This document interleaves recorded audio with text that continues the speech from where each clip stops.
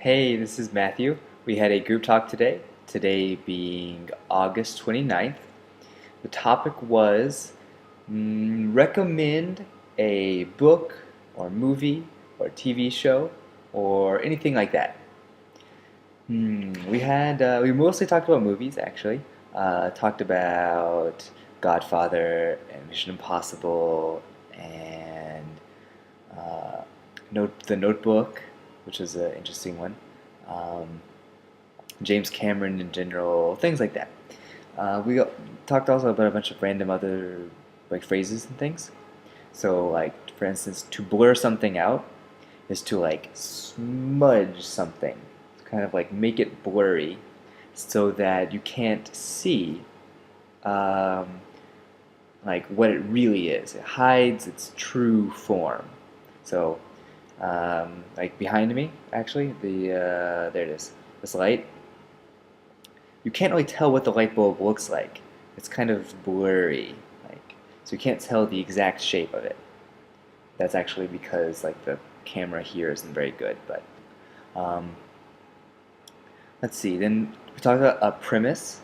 A premise is an idea or a concept that is used as the foundation for some other work or idea. So something can be the premise for a movie. So a zombie horror movie. The premise is that dead people come back to life as zombies and eat you. You could have a premise for a debate. So the premise could be, it's kind of similar to a topic or a subject in some ways. Actually,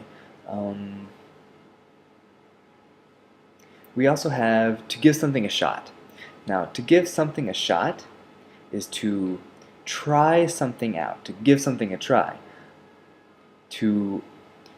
Where you'll give it one try. You'll try one time to do it, or watch it, or listen to it, or taste it, to just determine whether it's good or bad. So you could give a movie a shot. So say, well, let's go with food.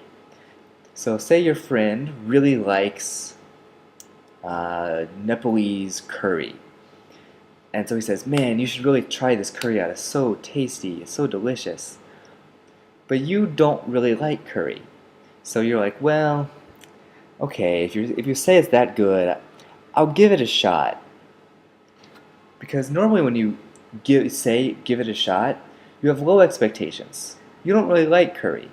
But if your friend says it's that good, you'll try. You'll at least try it a little bit before you decide for sure, yes, this is good, no, this is bad.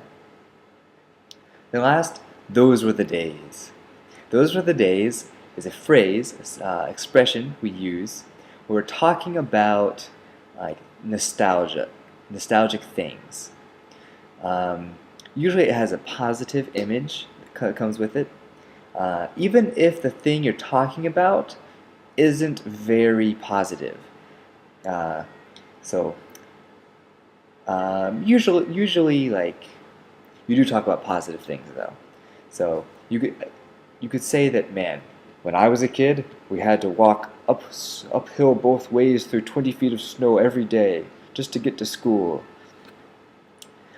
And those were the days. So obviously it's bad. It's terrible that you had to walk all that way, and it's super difficult and blah blah blah, just to get to school, as opposed to a short train ride or a car ride or a bike or whatever. Very more easy way to do it. But the person in question here is saying, even though it was bad, it was hard, it was good for you because exercise and building character and things like that. Or a more positive example might be when, for example, the exchange rate between $1 and the yen is very skewed towards the yen right now. $1 is not worth very much compared to 100 yen. But in the past, 300 yen. It could be 300 yen to a single dollar. So obviously, at that point, it was very cheap for Americans to buy things from Japan or to take a vacation in Japan.